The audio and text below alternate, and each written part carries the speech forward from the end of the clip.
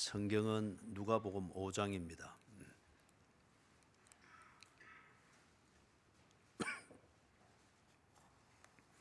누가복음 5장 1절에서부터 11절까지 같이 읽습니다. 무리가 몰려와서 하나님의 말씀을 들을새 예수는 게네사렛 호숫가에 서서 호숫가에 배 두 척이 있는 것을 보시니 어부들은 배에서 나와서 그물을 씻는지라. 예수께서 한 배에 오르시니 그 배는 시몬의 배라. 육지에서 조금 떼기를 청하시고 앉으사 배에서 무리를 가르치시더니 말씀을 마치시고 시몬에게 이르시되 깊은 데로 가서 그물을 내려 고기를 잡으라. 시몬이 대답하여 이르되 선생님, 우리들이 밤이도록 수고하였으되 잡은 것이 없지만은 말씀에 의지하여 내가 그물을 내리리다 하고 그렇게 하니 고기를 잡은 것이 심히 많아 그물이 찢어지는지라. 이에 다른 배에 있는 동무들에게 손짓하여 와서 도와달라 하니 그들이 와서 두 배의 채움에 잠기게 되었더라. 시몬 베드로가 이를 보고 예수의 무릎 아래에 엎드려 이르되 주여, 나를 떠나소서, 나는 죄인으로소이다 하니 이는 자기 및 자기와 함께 있는 모든 사람이 고기 잡힌 것으로 말미암아 놀라고 세베대의 아들로서 시몬의 동업자인 야고보와 요한도 놀랐습니다. 예수께서 시몬에게 이르시되 무서워하지 말라. 이제 후로는 네가 사람을 취하리라 하시니 그들이 배들을 육지에 대고 모든 것을 버려두고 예수를 따르니라. 아멘. 오늘 성가대 연습이 있습니까? 김영숙 지사님이 뒤를 이리 돌아보고 하는 거 보기는 없는 거군요. 총무가 모르면 다 모르는 거죠. 성가대 연습 없으니까 오늘 한 9시 반까지 해도 되겠죠? 쏙 다른 대답을 하는 걸 보고, 그죠? 그렇다고 합니다. 오늘 그 임신노예가 우리 교회에서 열렸고, 우리 교회 안건이었던 설립허가청원, 그걸 잘 가결이 됐습니다. 그래서 3년 7개월 동안 끌어오던 그 문제가 결자 해지가 잘 됐습니다. 뭐 불필요한 시간들이 3년 7개월 동안 끌어왔지만은 나름대로 의미가 있을 겁니다. 그래서 그 아픈 쪽으로만 생각하지 말고 의미 있게 하시는 하나님의 섭리 속에서 늘 살피는 것이, 그러면 사람이 구질구질하게 안 되고 언제나 의미를 추구해 나갈 수 있게 됩니다. 그러나 잊지 마십시오. 우리의 목적은 교권의 궤도에 들어서는 게 아닙니다. 교권은 도구일 뿐입니다. 꼭 잊지 마십시오. 하나님 마음에 품은 교회 되는 겁니다. 하나님 마음에 품은 교회. 그래서 하나님 마음에 품을 만한 교인이 되고 하나님 마음에 새길 만한 사역, 그 다음에 하나님 마음에 품을 때 하나님이 기뻐하시는 그런 교회, 그게 모든 것입니다. 모든 것입니다. 그걸 위해서 교권도 필요하고 그 다음에 교계도 필요하고 교제도 필요하고, 그런데 그것에 방해되는 것 같으면은 그런 것은 아무 의미가 없는 겁니다. 그리고 오늘 나와서 수고하신 봉사자들 고생 많았습니다. 그래서 어떤 분은 필요 이상으로 쓸데없는 고생하다가 손가락 베이고 그랬는데, 그거는 칭찬 들을 일이 아니고 미련하다 해서 구박을 받을 일이죠. 그래, 삐끼는 표정이 막 나타나고 한데 삐끼 본들 뭐 소용이 있어. 성경 봅시다. 누가복음 4장을 우리가 볼 때 거기서 세 가지 중요한 예수님의 기적이 연속해서 나왔죠. 그걸 왜 했다고 했습니까? 예수님이 통치하러 오신 왕인 것을 보여주는 사건이라 그랬죠. 통치하러 자, 앞으로 한번 넘어가 보십시다. 31절에서부터 37절 그 사이에서는 안식일에, 그 이전에 먼저 한 게 있었죠. 16절에서부터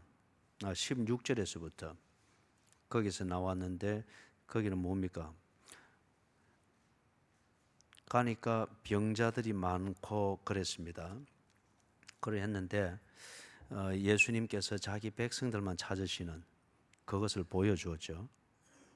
그 다음에 안식일 날 안식일에 또 가버나움에 가서 안식일 날 회당에 들어가니까 거기 누가 있었습니까? 귀신이 통치하고 있었는데 사람들은 그게 예배인 줄 알고 있었단 말이에요. 그죠? 예배인 줄 알고 있었습니다.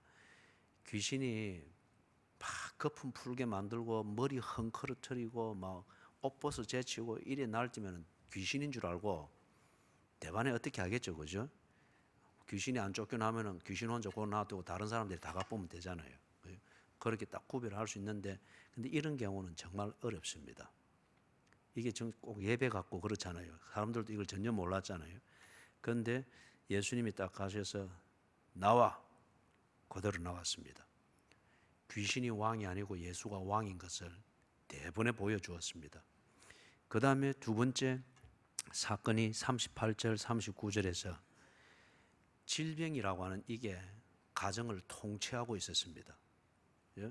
병수발하고 이다 좋은 거지만은, 그런데 그게 잘못되어지면은 병수발 자체가 자체로서 효도를 점검하려고 하고, 병수발 자체로서 가족의 하나됨을 점검하려고 하고, 그래서 병수발에 관여하지 않거나 수종 들지 않으면은 가족 관계가 깨지고 막 거기서 분쟁이 일어나고, 그러면 이거는 가정이 무엇에 의해서 지배를 받고 있는 겁니까? 병에 의해서 지배를 받고 있는 겁니다. 그죠? 병에 의해서. 삶에 있어서 병도 한 요소일 수 있습니다. 그런데 대부분의 경우 이렇게 될 때에 병이 왕이 되어버리는 거예요. 그래서 예수님이 거기에 또 들어가 가지고 열병을 꾸짖었습니다. 뭐 치료하고 뭐 걸으면 살고 누우면 죽는다, 막 이런 설득도 필요가 없고 꾸짖으니까 나와. 그러니까 열병이 떠나가 버렸습니다. 왕이 누굽니까? 질병이 아니고 왕이 예수였습니다. 그러니까 병에 걸릴 수가 있습니다. 병에 걸렸을지라도 사람이 의미를 추구하며 살 수 있다는 겁니다. 그죠? 우리는 병에 걸려버리면은, 아니면 병 걸릴까 싶어서 사람이 추구해야 될 의미를 그냥 변질시켜버리고 포기해버리는데, 그게 아니었습니다. 예수가 왕이었습니다. 그 다음에 세 번째로 보여주었던 그 기적이, 온갖 잡동사니 질병들이 다 오고 그 다음에 또 귀신이 오고 그랬잖아요. 그죠? 생로병사가 사람들을 지배하고 있었습니다. 사실 생로병사는 생물이 아닙니다. 생로병사를 보면서 사람이 스스로 그걸 왕으로 만들어준 거죠. 그래서 운명이 어떠니, 또는 잘 먹고 잘 살아야 되는데, 사람이 스스로 가지는 생각, 그것에 의해서 생로병사에 매여서 지배를 받는 거예요. 그러니까 정작 지 딴에는 살자고 하는 고민인데 삶이 없습니다. 삶이 없는 거예요. 그래서 예수님이 딱 한밤을 지내면서 이걸 그대로 찾아온 사람들한테 다 보여주었잖아요. 생로병사의 비밀은 어느 케이블 TV에서 푸는 게 아니고 예수님이 바로 풀어버렸습니다. 생로병사를 왕으로 섬기는 자는 의미가 없는 삶을 노예처럼 살게 되고, 생로병사를 자원으로 쓸 수 있는 사람은 그걸 통해서 의미 있는 인생을 만드는 자원으로 쓰게 된다. 그럼 왕이 누굽니까? 예수님이라는 거예요. 예수님의 통치를 받고 예수님의 명령을 따라 그 순종하는 삶, 올바른 관계와 교제를 그렇게 누리게 될 때 생로병사는 의미 있는 삶을 만들어가는 자원이 되고 기회가 되고 현장이 된다. 이걸 그대로 보여주었습니다. 그래서 이 세 가지 중요한 그 영역, 사람들이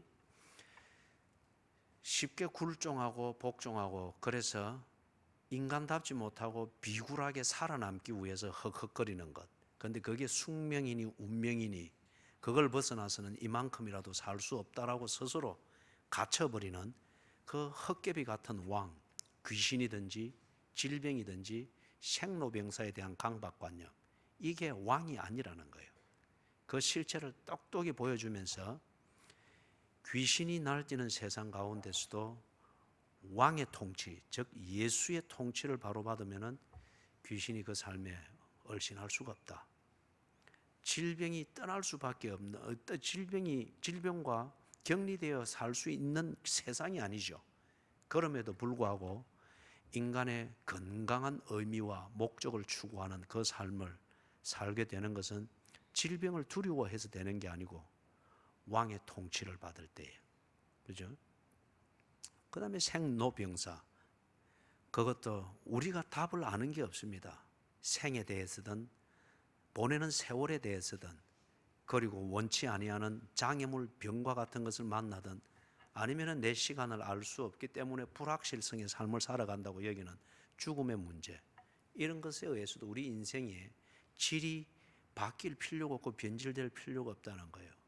생로병사를 다 아시고 통치하시는 진정한 왕, 그분의 명령을 받아 그분의 인도하심을 따라 살면은 생로병사는 우리 삶의 자원이 되고 기회가 되고 그때그때 만들어야 될 그러한 삶의 국면들이 된다. 이걸 딱 보여주었습니다. 자, 그러면 이제 이걸 일상적으로 어떻게 이게 구체적으로 이루어지는가 하는 걸 이제 하나하나 일상에서 보여주는 거예요. 그게 첫 번째 나오는 사건이 5장 1절에서부터 11절에 나오는 어부 베드로, 여기서는 시몬이라 나오죠.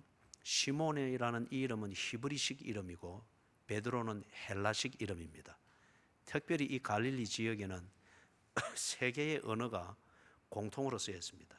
히브리어, 헬라어, 그 다음 하나는 뭐겠습니까? 중국어, 아람어라고 있습니다. 아람어. 그래서 이 지금 현재 시리아가 아람의 후예라고 하면서 거들먹을 지기고 자꾸 그렇게 하는 거예요. 아람이 한때 대국이었거든요. 그래서 이 세 가지였습니다. 그런데 아람으로는 게바라고 불렀고, 그 다음에 헬라어로는 베드로라고 불렀고, 히브리어로는 시몬이라고 불렀습니다. 그래서 베드로는 한 사람인데 문화가 다르고 지배하는 사회가 얽혀져 있는 갈릴리 지역이다 보니까 이름 세 개로 통했습니다. 그래서 우리한테는 주로 베드로로 통하죠, 그죠? 베드로, 여기 이제 의미가 있으니까.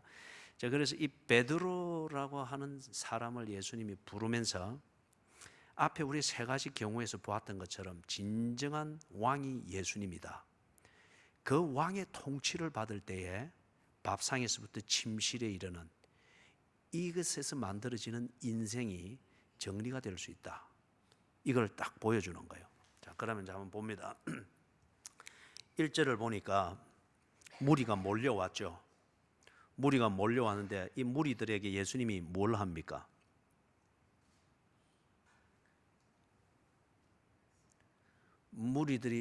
무리들에게 예수님이 뭘 합니까?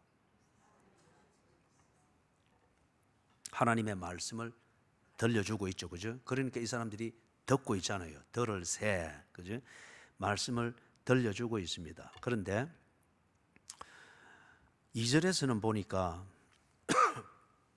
거기에 일부의 사람이 있는데 지금 말씀을 안 듣고 있죠. 왜 안 듣고 있습니까?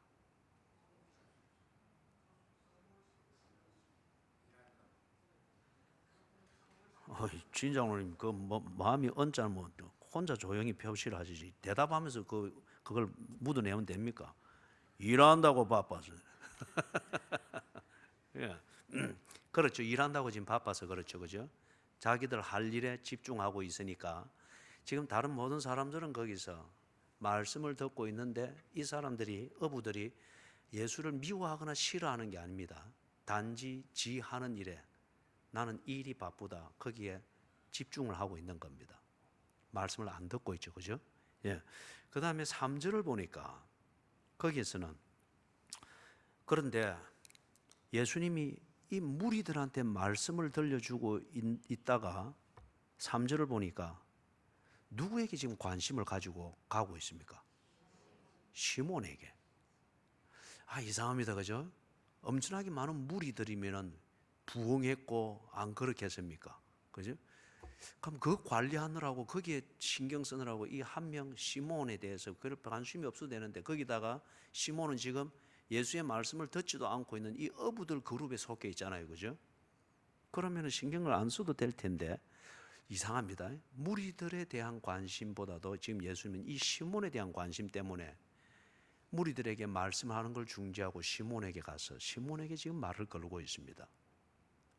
이게 지금 우리에게 뭘 얘기를 하는가 하면은 하나님의 나라는 두 가지 차원에서 이해할 수 있습니다.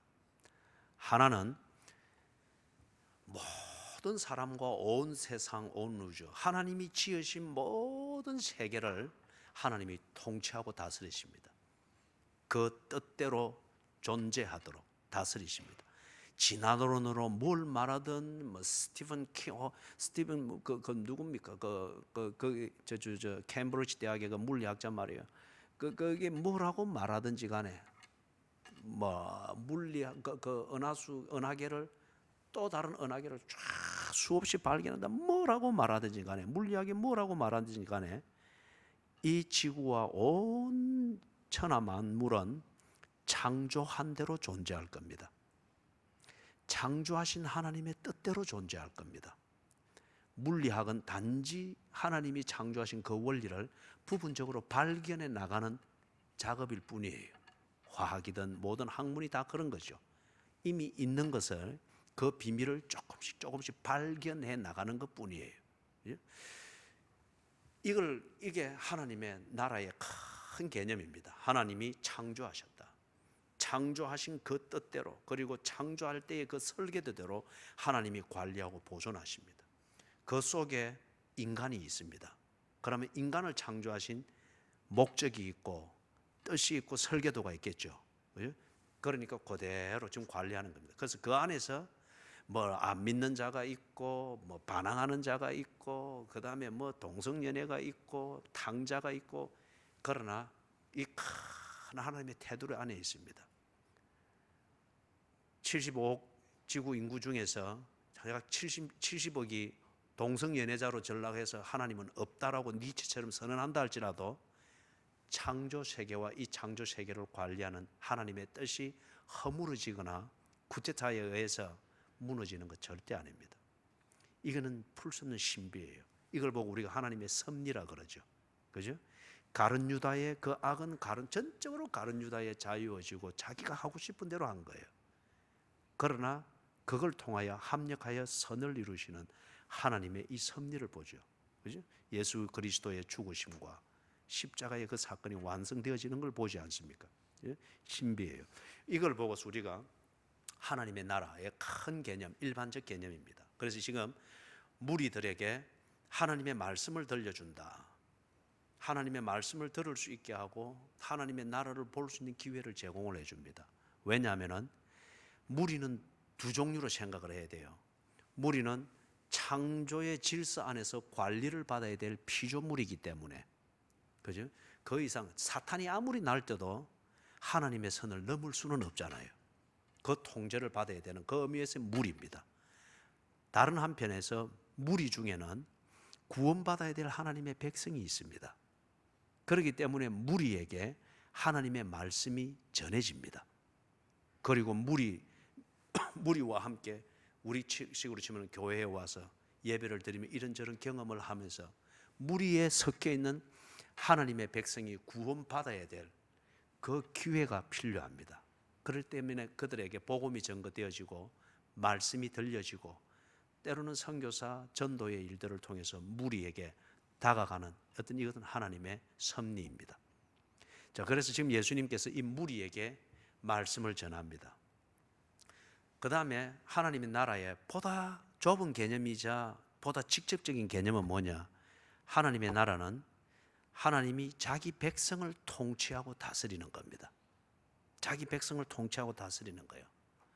여러분이 가정을 세우기 위해서 집을 장만을 하지 않습니까?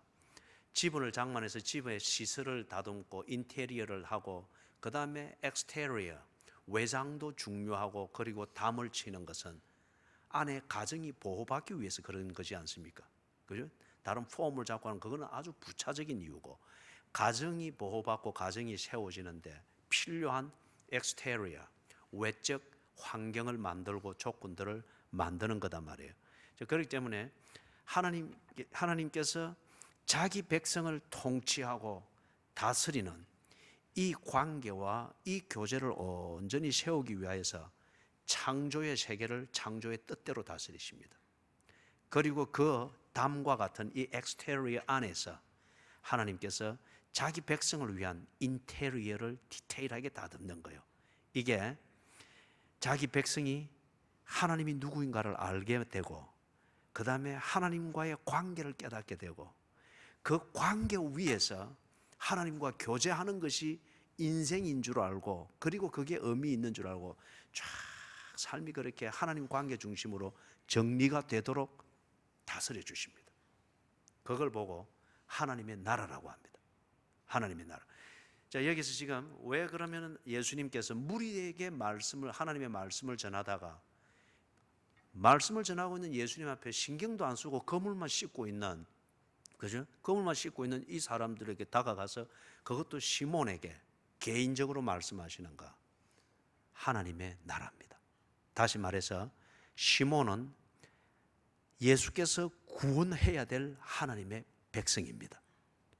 이름을 예수라 하라. 이는, 그 다음에 여러분이 하십시오. 이름을 예수라 하라. 이는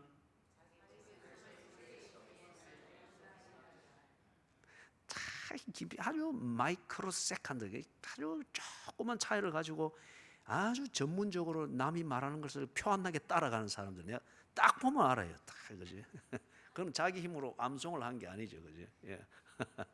이름을 예수라 하라. 이는 저가 자기 백성을 저희 죄에서 구원할 자이심이라. 그렇기 때문에 예수님이 가는 장소, 만나는 사람, 그와 더불어 시간을 보내고 하는 것은 바로 이것을 위해서입니다. 무리를 만나기 위해서가 아니에요. 무리 속에 파묻혀서 지가 무리인 줄 알고 무리처럼 살아가고 있는 자기 백성을 구하기 위해서 무리를 찾아가신 거예요. 그리고 거기에서 자기 백성을 찝어서 말하는 거예요. 찝어서. 그럼 지금 시몬이 그 케이스입니다. 이게 지금 여러분에게 일어났다 이러면 여러분이 감사합니다 하겠어요? 아니면 아유 예수님 지금은 아닙니다. 예수님 이러면 내가 이 무리에게서 왕따 당합니다. 그러겠어요? 전자에 해당되시는 분 손 들어 보이소. 전자가 뭔지 지금 알고 있어요? 후자인 쪽이 손 들어 보이소. 전자가 뭔지 후자가 뭔지 전자, 후자, 순자, 덕자 다 그렇게 듣고 있습니다. 예수님이 무리를 찾아가시는 것은 자기 백성을 찾기 위해서입니다. 그렇기 때문에 여러분이 지금 잘 나가고 있는데 딱 와가지고 주일 성수해야지, 아니면 다 표 안 나게 잘 졸고 있는데 와가지고 네 졸면 되나 하고, 그죠? 그 까다로운 전 목사 통해서 한 소리 듣게 만들고, 그죠? 딱 이럴 때 그게 여러분 그 전 목사가 사적인 감정이나 다른 의도가 아닌 것 같으면 그것은 지금 시몬을 찾으시는 예수님의 그 찾으심과 같은 거예요. 예? 무리를 찾으시는 것. 그 다음에 바울이 말한 대로 이 세대를 본받지 말라 했잖아요. 이 세대가 하듯이 뭐 그래 하면은 다 목사 되고 뭐 다 되고 이래 할 수 있는 아무 표가 안 나는데, 그런데 예수님께서 딱 보니까 이거 아니다 말이에요. 그 가버나움 회당에 가니까 귀신의 예배를 드리고 있었잖아요, 그죠? 그런데 딱 집어낸단 말이에요. 저 목사 니 그러면 되나? 니 그러면 위서이다. 예수님 왜 이랍니까? 지금 막 이근사님도 듣고 진장님도 듣고 이 체면서 왜 이랍니까? 그래 해도 예수님이 그리 하시는 거예요. 그거는 왜죠? 자기 백성이기 때문에, 그리고 그 죄에서 구원하기 위해서 찾아오셨기 때문에, 그죠? 찾아내시는 거예요. 자, 그래서 지금 3절에 이 사건이 일어난 겁니다. 자, 일어났는데 자, 예수님이 그래서 찾는데 참 찾으시는 이게 지금 크게 윤곽을 잡으면 이렇습니다. 생계의 문제의 우선순위를 예수님이 건드리시는 거예요.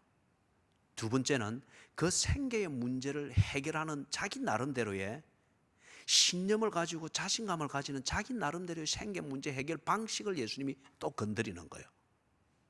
이렇게 해서 지금 시몬에게 하나님의 나라가 임했음을 눈을 뜨게 만들고 있습니다.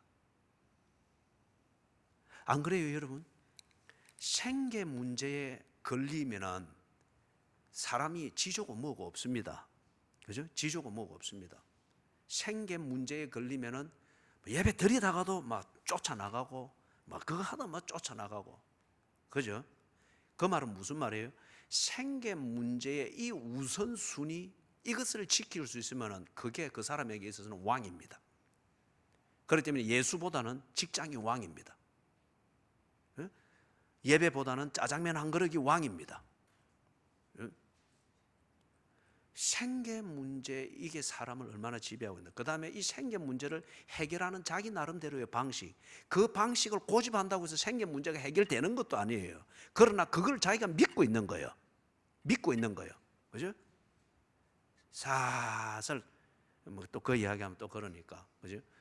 믿고 있는 거예요. 지 사는 방식대로 산다고 해서 생계 문제가 해결된 건 아니에요. 무슨 말인지 여러분 이해가 되죠, 그죠? 그런데 그렇게 살지 않으면 불안한 거예요. 불안한 거예요. 실제로 그리 살면서 쫄쫄 굶고 있고, 그리 살면서 늘 뭐 엉뚱한 일 당하고 있음에도 불구하고 지는 그리 살아야 된다는 거예요. 그게 생계 문제 해결 방식이라고 생각하는 거예요. 그렇기 때문에 이 두 개에 다 집착해 있을 때는 하나님이고 뭐가 안 보입니다. 부모도 안 보입니다. 그죠? 그게 그가 속해 있는 나라입니다.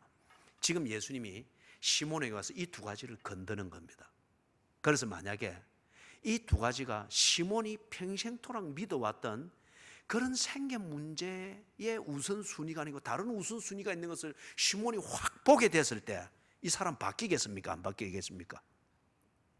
그 다음에 지 사는 방식대로 갈릴리 해변에서 그 호숫가에서 고기를 잡고 어부로서 살아가던 지 나름대로의 생계 문제를 해결하는 노하우와 그것에 근거한 자기의 삶의 신념, 이게 아니다고 하는 걸 스스로 검증할 수 있는 또 다른 삶의 방식을 지가 딱 깨닫는 것 같으면 버리겠습니까? 안 버리겠습니까? 이전에 살던 방식을 버리겠느냐 안 버리겠느냐 말이에요. 그죠? 예. 지금 예수님이 이걸 건드린 거예요. 이걸 건드린 거예요. 그냥 와가지고 시몬아 이리 오너라 이러면은 강시처럼은 나오겠지만은 인격적인 신앙 고백과 인격적인 신앙생활은 전혀 못해요. 즉 신비한 것만을 생각하고 있단 말이에요. 그런데 신비한 경험들을 한 교인들이 보면은 언제나 발이 공중에 떠가 있습니다. 강시 둥둥둥, 그죠? 예. 그렇기 때문에 지금 예수님께서 바로 일상에 딱 들어가셔가지고 실제로 베드로를 움직이고 있는 것은 신비한 경험을 했다 안 했다 이 문제가 아니에요. 신비한 경험을 앞에서도 했지 않습니까? 무엇을 했습니까? 그렇죠. 자기 장모가 열병에서 그냥 그대로 빨딱 일어나가지고 그들을 수종더니라 일상으로 바로 돈을 딱 봤잖아요. 그죠? 그러나 신비한 경험을 해서 충격을 받았을 뿐이지 아직 하나님을 믿고 그건 아니에요. 그죠? 그런 기적이 필요하면은 하나님을 찾고 예수를 찾아가겠지만은 그건 아직 강시입니다. 그죠? 성이 강시라 그 말이 아니고, 그죠? 강시. 그래서 예수님이 딱 일상으로 들어가가지고 지금 이 두 가지 문제를 딱 건드는 거예요. 그죠? 묻고 사는 문제. 그 다음에 이 묻고 사는 문제를 해결하면서 평생토록 믿고 그리 살아왔던 자기의 삶의 노하우. 그죠? 그런데 베드로가 그리 살아가지고 많이 굶었고 지금도 지금 허탕치고 그물만 씻고 있잖아요. 그래도 이걸 믿고 있단 말이에요. 자, 조금 보십시다. 오늘 9시 반까지니까 저기 허리띠도 푸시고 너긋하게 그래 시계도 풀어놓고 거기 3절에 보니까 생계 문제를 건드리는데 같이 한번 읽어보십시다. 시작.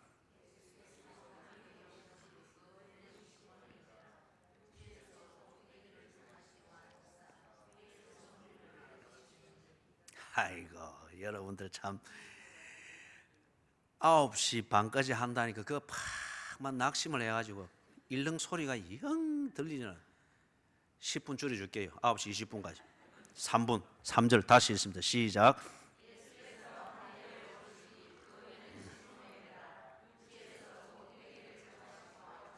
배에서 무리를 가르치시더니. 지금 이 사람들이 배를 끌어다 내려놓고 거물을 싣고 배를 정리를 하고 이 어부들에게 몸에 배에 있는 중요한 일의 절차잖아요. 그죠?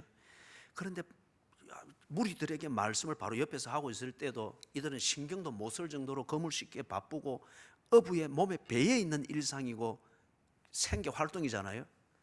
바빠 죽겠는데 예수님이 다가와가지고 시몬 보고 배 한 척 내라는 거예요.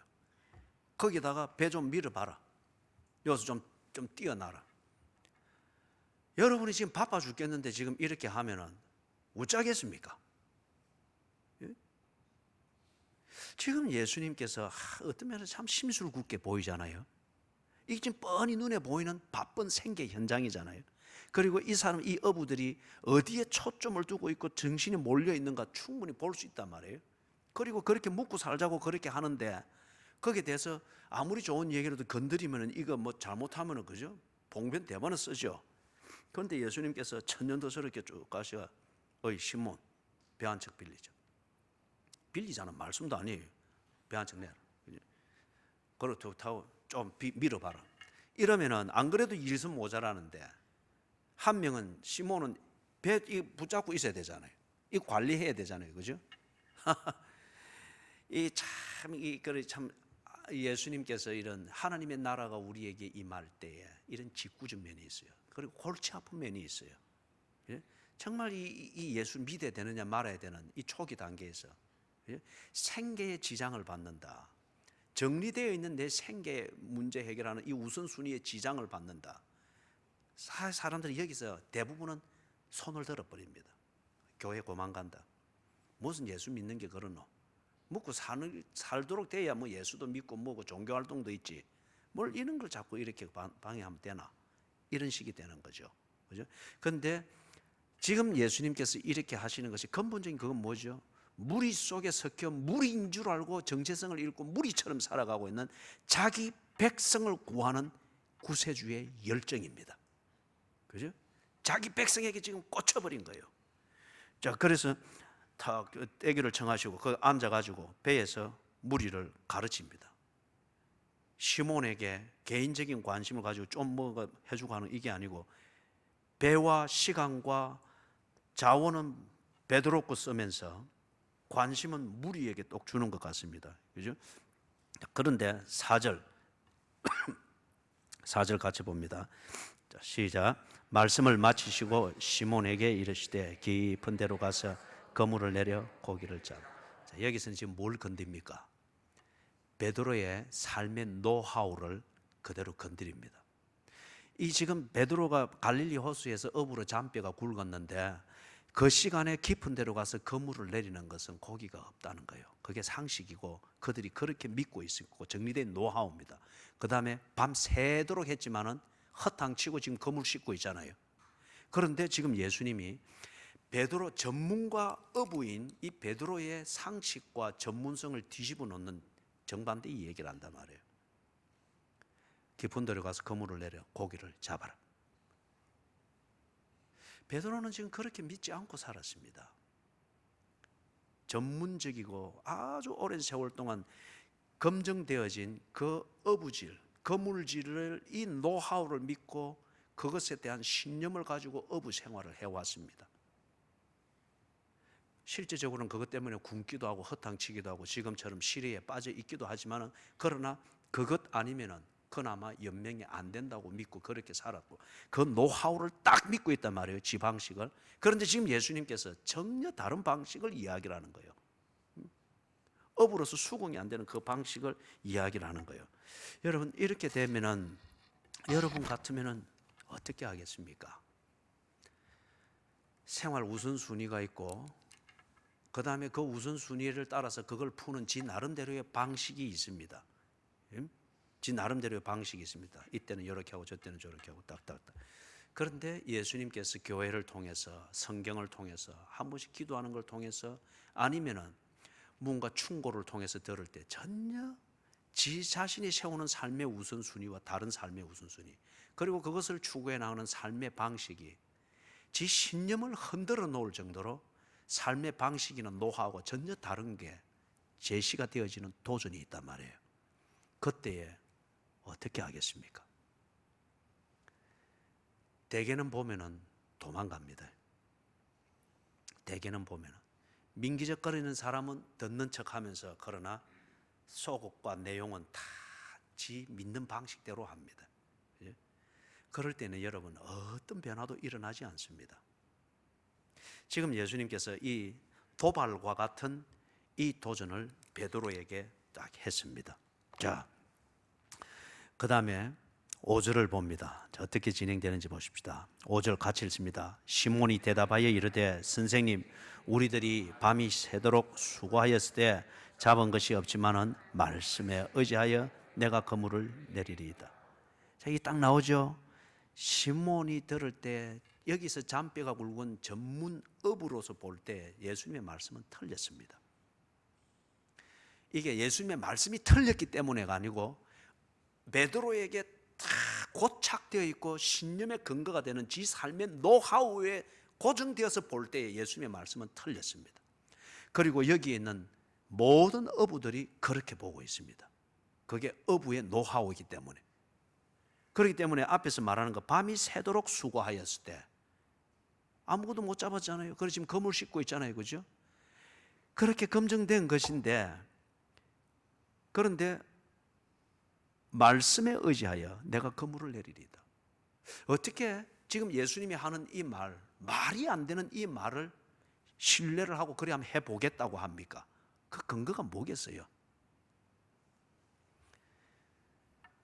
두 가지입니다. 두 가지. 하나는 앞에 우리 4장에서 보았죠. 38절 39절에서 예수님께서 누구 집에 가서 열병을 고쳤습니까? 그걸 시몬이 그대로 봤죠. 그런데 그때 봤을 때 베드로는 큰 기적을 보고 삶의 편리를 얻었다고 하는 그것에 대한 감사의 정도였어요. 그래서 아까 강씨 이야기했죠. 그죠? 기적을 보고 놀랐습니다. 예수님이 고마웠습니다. 그러나 그 이상 없어요. 의미는 없었습니다. 그죠? 의미는 없었어요. 필요할 때에, 더 큰 필요가 있을 때에 예수님을 찾고 구해야 될 그러한 하나 대안은 마련된 셈이에요. 그렇다고 해서 지 신념이 바뀌거나 그런 정도는 아니었습니다. 그러나 예수님에 대한 깊은 인상은 있죠. 그죠? 그런데 지금 여기서 두 번째 이유는 뭔가 하면은 지금 베드로가 어떤 상황이죠? 예수님이 뭘 하고 있죠?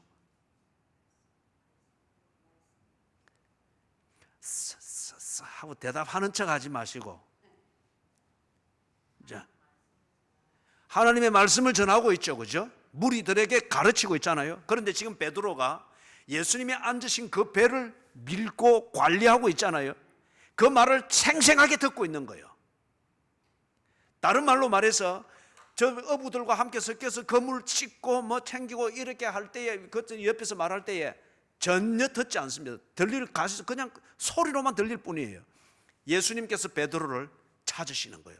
찾으시는데 앉혀놓고 지금 이야기하면 듣지를 않을 거기 때문에 어이 배 좀 밀어라. 어부니까 그거 얼마나 그거 하겠어요. 그죠?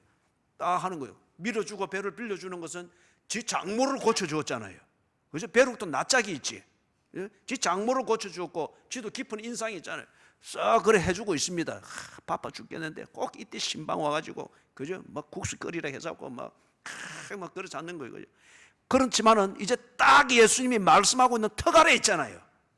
생생하게 다 듣는 거예요. 들어보니까 뭔가 다르거든요. 장모의 열병을 고치고 그것도 열병을 꾸짖으시니까 그대로 됐는데 그분이 말씀하는 걸 들어보니까 아니 뭔가 다른 거예요. 그죠? 뭔가 다른 거예요. 이게 근거가 된 겁니다. 말씀에 의지하여. 그죠? 말씀에 의지하여. 이게 지금 예수를 믿고 예수가 하나님인 것을 믿고 어떻게 이렇게 끄끄리다 붙일 이유가 없어요. 그런 지금 단계가 아니고 지금 이게 차근 예수님이 자기 백성을 찾으시는 이게 계기가 누적이 되면서 지금 베드로가 딱 지금 예수님의 말씀을 의지하여 내리는 요 결단까지 간 겁니다. 요 결단까지. 그렇기 때문에 여러분, 안 믿어지더라도, 판단이 안 쓰더라도 교회의 가르침을 때로 따르십시오. 헷갈릴 때는, 그게 수긍이 안 되더라도 2000년 동안 검증되어진 교회의 가르침을 따르십시오. 예? 따르시라고요. 수긍이 안 되더라도. 거기에 쌓여서 하나씩 경험이 되고 나면 나중에 이 결단할 순간이 오게 됩니다. 예? 자, 말씀에 의지하여서 탁 내렸습니다. 그런데 6절, 7절 이걸 굉장히 여러분들이 좋아하죠. 큰 소리로 같이 읽습니다. 시작.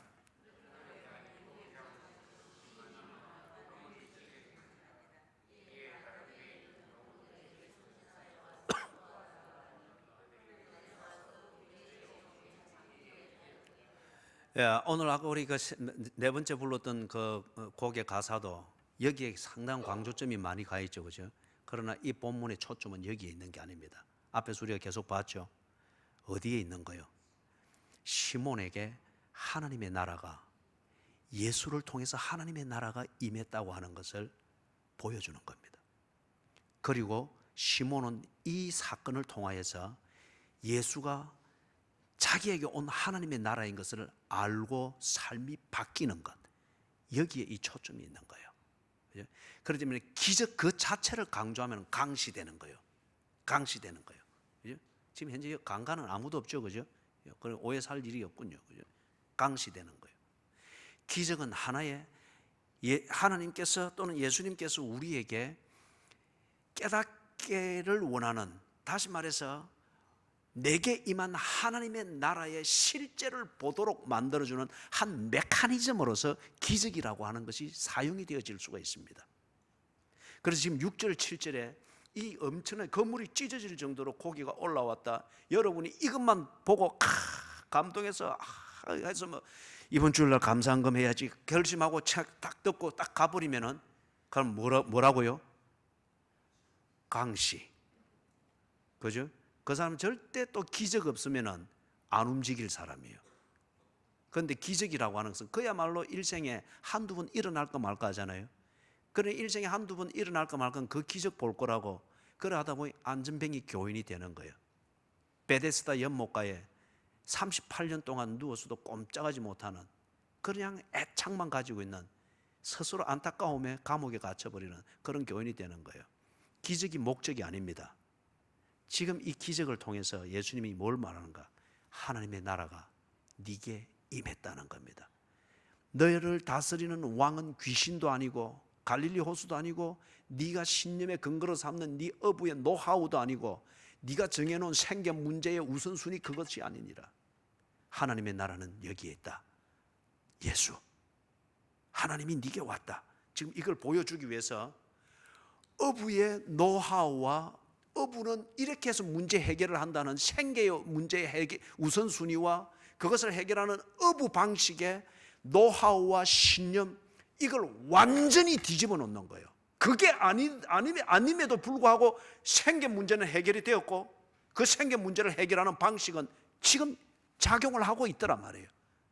베드로의 지 방식은 그냥 허탈함을 가지고 털털 거물 털고 거물 씻는 것밖에 아닌데 어부 방식으로 도저히 이해가 안 되고 납득이 안 되는 것인데 예수의 방식으로 했는데 이게 그냥 그대로 이루어져 버린 거예요. 그렇다고 하면 이 베드로가 자기가 평생 딛고 살았던 지 신념, 지 노하우에 대해서 당연히 의심을 할 수 있겠죠. 내 생각, 내 방식이 언제나 옳은 줄 아는데 이게 아니구만. 그죠? 다시 한번 강조합니다. 내가 내 방식을 내가 믿고 신념을 그 위에 세울 뿐이지 그게 절대 내 문제를 해결해 준 것은 아니었습니다. 맞잖아요. 그죠? 맞잖아요. 내가 내 방식을 믿고 그것에 의지하려고 할 뿐이지 그 방식이 그래서 나를 살려주었고 내 문제를 해결해 준 것은 아니잖아요. 그런데 예수님 또 전혀 그 방식에 맞지 않는데 하라는 대로 한번 해보니까 그대로 해결이 되어버리는 거예요. 그래서 지금 8절에 베드로가 이런 면에서는 또 화끈한 면이 있죠. 그죠? 같이 있습니다. 시몬 베드로가 이를 보고 예수의 무릎 아래에 엎드려 이르되 주여 나를 떠나소서 나는 죄인이로소이다. 9절과 10절을 우리가 먼저 하고 난 다음에 9절과 10절 상반절을 하고 난 다음에 8절을 이어서 강의를 하십시다.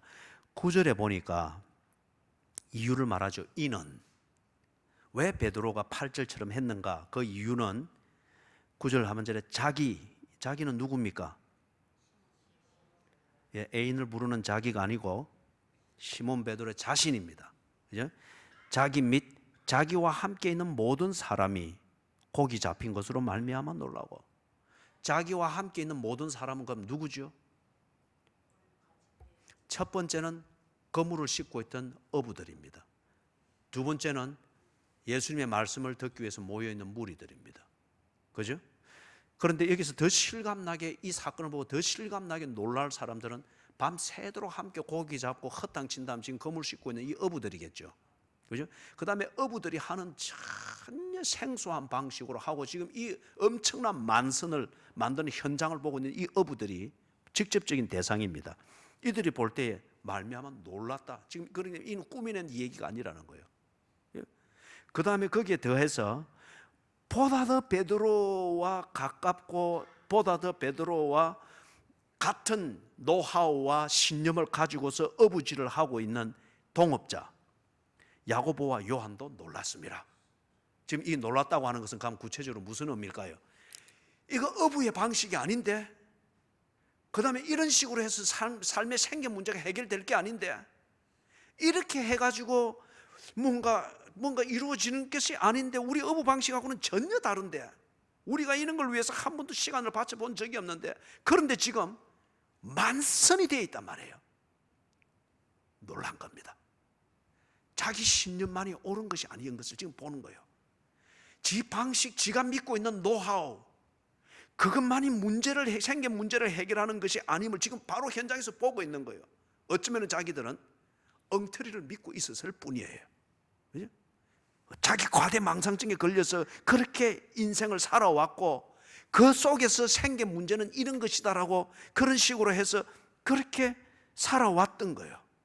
그런데 지금 여기 현장에서 그게 아니었습니다. 놀란 거예요. 그래서 그죠?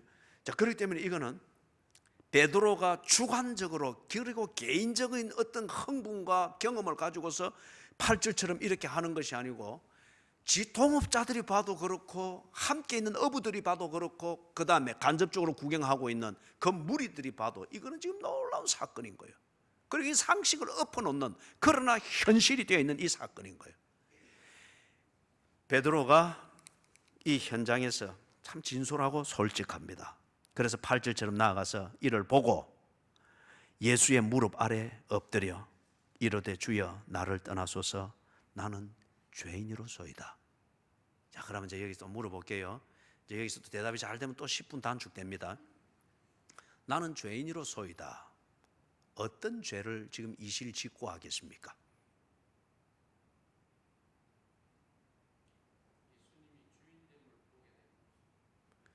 빨리 맞추고 싶은 마음이 간절한 것은 이해는 하겠는데 원하는 답은 아닙니다. 지금 말 좀 부드럽게 합시다. 예. 말의 억양이 안 좋기 때문에 10분 더 다시 추가. 그래서 9시 반. 예. 예, 좋습니다. 우리 장로님들이 하신 말씀을 여러분이 잘 참고로 하셔가지고 제가 이제 설명을 다듬는 것을 들어보십시오. 지금 베드로는 여기서 자기의 예수님이 지금 이 하신 이 기적이라고 일컬어지는 이 현장을 보면서 옛날에 저질렀던 죄가 생각나서 거기에 대해서 양심의 가책 아니면 두려움을 가지고 용서해 주십시오, 이런 차원이 아니에요. 좀 어려운 표현을 해서 도덕적 어떤 반성을 하면서 예수님으로부터, 그게 아니에요. 지금 이거는 뭔가 하면 여러분, 아브라함이 창세기 18장에 거기에 보면은 이 하나님의 나타나심과 그 다음에 그 임재와 하시는 일을 보고 아브라함이 입이 떡 벌어졌죠. 요업이 꼬치꼬치 하나님과 따지고 지가 옳은 것을, 옳은 사람은 옳은 사람이죠. 그걸 꾸지꾸지 내세워서 하나님께 억울함을 잡고 호소할 때 하나님이 나중에 36장에서부터 네가 내가 이 삼라만상을 지을 때 네가 있었나? 그거는 와 말 못하노? 하면서 차근차근 몇 가지 들이대니까 요압이 막 쑥 들어가 버렸잖아요. 그런 다음에 하나님께서 요압에게 어떤 뜻이 있었던가 하는 것을 쫙 가정을 다시 세우고 하는 것을 딱 보여줄 때에 요압이 욥기서 42장을 보면은 입이 떡 벌어졌잖아요. 그 거룩하심과 그 영광과 하나님의 깊은 마음을 깨달을 때에 할 말을 잃어버렸습니다. 더 비견한 예는 이사야 6장에서 이사야가 하나님의 임재와 나타나심을 경험했죠. 그때 이사야가 부른 찬송가 가사를 아시는 분 손을 들어보십시오. 이건 15분짜리입니다. 그것 말고 찬송가 가사가 뭐였습니까? 엉뚱한 대답을 너무 많이 했기 때문에 거룩하다 거룩하다 거룩하다, 그죠? 천사들이 창화하여 가로되 거룩하다 거룩하다 거룩하다. 아까 내가 이사야가 부른 찬송의 가사가 내용이 뭡니까? 그림으로서 아마 재단 숯불로 내 입을 찢으셔서, 그죠? 예, 좋습니다. 10분 쳐줄게요. 10분. 이게 뭔가 하면은 하나님의 거룩하심이 나타났을 때에 이사야가 딱 보니까 천사도, 거룩하게 여겼던 그 천사도 그 앞에서 감히 하나님의 영광과 거룩을 볼 수 없어서 중간에 두 날개로 눈을 가리고 다른 두 날개로 지자리를 지키기 위해서 졌고, 그 다음에 다른 두 날개로 아주 부정함을 상징하는 발을 가리웠다고 하잖아요. 그리고 창화하여 거룩하다 거룩하다 거룩하다, 그죠? 아브라함, 욥, 이사야 공통점이 뭡니까? 하나님의 거룩함에 대해서 눈이 탁 열리니까 지 자체가 죄 덩어리인 거예요. 내 자체가 죄 덩어리인 거예요.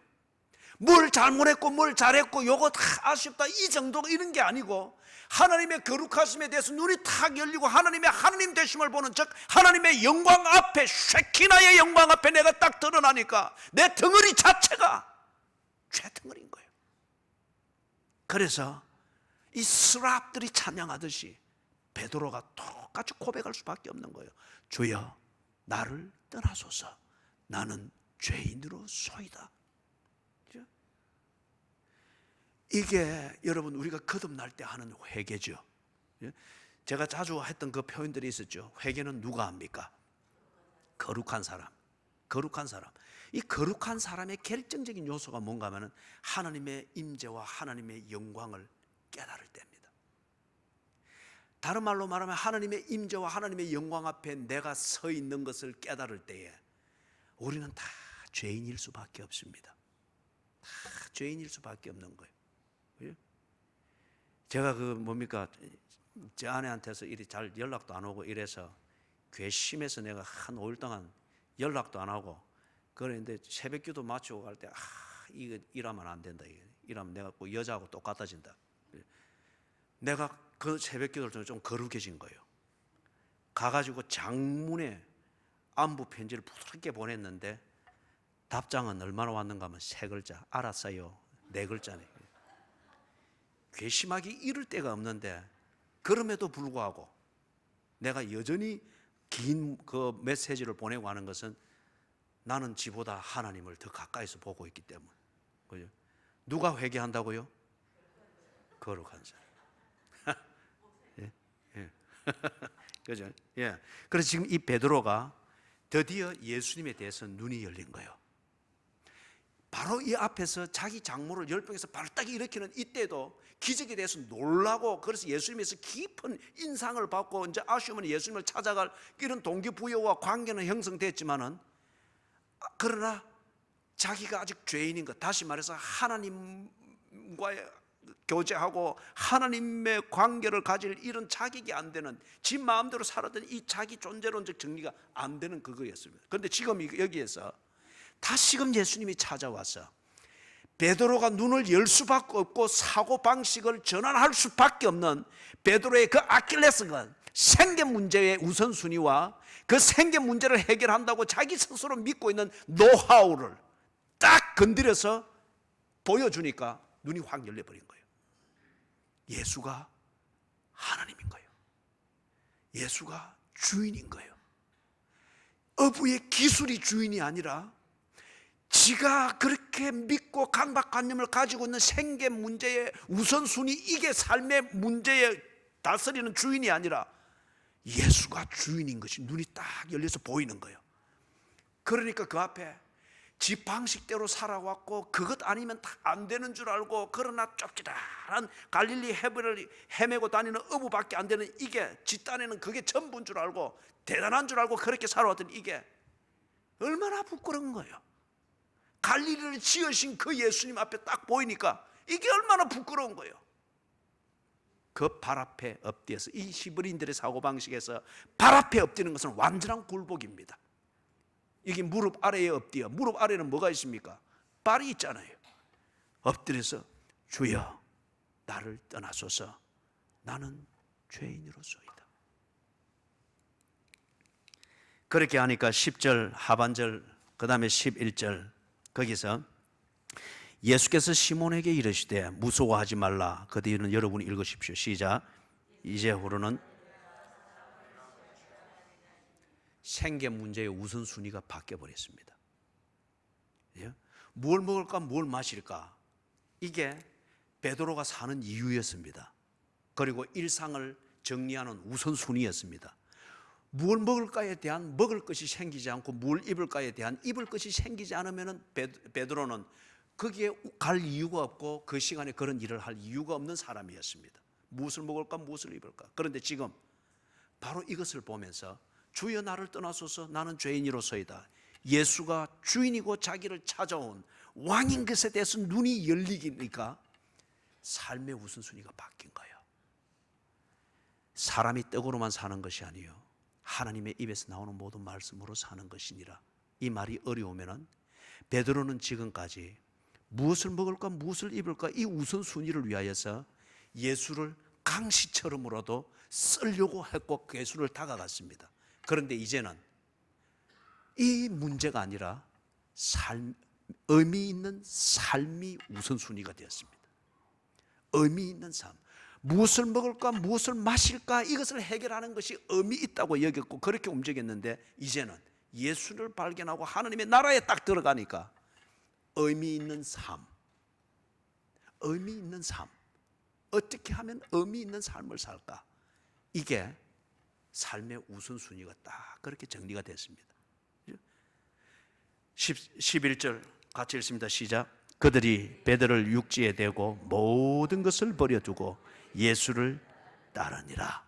이거는 뭐죠? 생계 문제를 해결하는 방식이 바뀌어버렸습니다. 이전에는 몸에 익은 대로 지가 신념을 가지고 확신하는 그 방식이 아니면은 어떤 것도 해결할 수 없다고 생각을 했습니다. 그래서 번번이 실패와 시련과 낭만과, 그러나 지가 믿는 대로 가는 그 방식이었습니다. 그런데 지금 여기는 전혀 다른 방식이죠. 그죠? 모든 것을 버려두고 예수를 쫓으니라. 모든 것을 버려두고, 이전에는 이 버린 이 모든 것, 이것을 거물, 배, 갈릴리 호숫가라는 이 삶의 현장, 어떤 그 다음에 그 어부들과의 네트워크, 이거 없으면은 살 수 없다고 여겼습니다. 그래서 그 안에서, 그 틀 안에서 생각하고 고민하고 궁리하고 도덕도 만들고 뭐 종교도 필요하면 그렇게 그 틀 안에서 모든 것이 되었는데, 이 모든 것을 다 버려버렸습니다. 이 방식이 아니다고 하는 게 검증이 되고 확신이 되니까 다 버렸습니다. 그리고 새로운 삶의 방식 뭐였습니까? 예수를 쫓으니라. 여러분, 이게 베드로에게 하나님의 나라가 임했다는 증거지 않습니까? 삶의 우선순위가 예수님과의 관계, 주여 나를 떠나소서 하는 예수님과의 관계에서 삶의 우선순위가 딱 정리가 되면서 그 우선순위를 쫓아 사는 것이 의미 있는 삶이라고 하는 게 딱 정리가 됐습니다. 하나님의 나라죠. 그 다음에 그것을, 그 의미를 추구해 나가는 방식이 세상 임금의 방식, 어부의 방식이 아니라 예수 중심의 방식으로 바뀌었습니다. 예수님과 언혼이 되어지고 예수님과 동행이 되어지고, 우리 표현으로 말하면 성경적 사고방식, 그것으로 검증이 되어지고 확인이 되어지는 그 방식으로 사는 방식으로 바뀌었습니다. 하나님이 통치하시고 다스리시는 이것을 온전히 받아들인 그 삶의 모습입니다. 하나님이 통치하고 다스리는, 다시 말해서 그리스도인으로서 마땅히 생각해야 될 생각과 마땅히 살아야 될 그 삶의 방식, 그것이 중심이 되어지면서 사고방식과 사는 방식이 다 정리가 되어집니다. 이게 하나님의 나라입니다. 예수가 왕이시며 자기 백성을 찾으러 오신 분이시다. 무리를 끌어모으기 온 게 아니라 무리 속에 섞여 정체성을 잃고 있는 자기 백성을 찾아오신 구세주이시며 왕이시다. 이걸 보이고 그 무리를 뛰쳐서 세상 임금의 패러다임에서부터 하나님 나라라는 패러다임으로 기꺼이 옮겨올 수 있도록 베드로라는 이 인물에게 있어서는 이것 아니면은 절대 왕권을 인정하지 못하는 생계 문제에 대한 강박관념, 그리고 지 나름대로 생계 문제를 해결하는 지 나름대로의 방식과 신념, 그것이 잘못되었고 그것을 푸는 것이 여기 있다고 하는 사례를 딱 보여주니까 베드로의 눈이 확 열려버렸습니다. 부디 예수님의 찾아오셔서 그 나라를 이루시는 예수님의 일하심이 여러분 가운데 나타나기를 바랍니다. 그리고 베드로의 장모를 고치는 이 기적과 같은 일이 있어도 베드로가 눈이 열리지 않았습니다. 그러나 이것이 무익한 것은 아닙니다. 이런 것이 쌓일 때에 깊은 데로 가서 그물을 내려라, 예수님의 이 말이 한번 해볼까 하는 신뢰의 근거는 되었습니다. 평상시의 경건의 생활이 의미 없이 보이더라도 그 경건의 생활을 가지고서 여러분을 잘 관리하십시오. 그 다음에 그것을 통하여서 예수님이 구체적으로 여러분에게 찾아와서 간섭하실 때에 그게 예수님을 듣고 신뢰할 수 있는 근거를 마련해 줄 겁니다. 그리고 이걸 통해서 그 다음 제가 하고자 하는 얘기는 전적으로 성령이 하시는 일입니다. 성령이 그렇게 일할 때에 장모의 열병을 고쳐놓는 기적이 일어날 때도 열리지 않았던 그 예수가 주인이신 것을 보게 되고, 성경이 나의 왕이 하시는 말씀인 것을 듣게 되고, 예배가 지금 나를 간섭하시는 하나님의 열정인 것이 깨달아지고, 그리고 그 앞에 굴복하고 순종하게 되어지는, 그래서 하나님의 나라로 들어가게 되어지는 이런 결단이 일어나기를 주님의 이름으로 축원합니다. 아멘. 9시 20분에 마치기로 했는데 지금 9시 52분이거든요. 찬송 한 장 부르고 그래 해도 20분은 일찍 마칩니다. 찬송가 438장.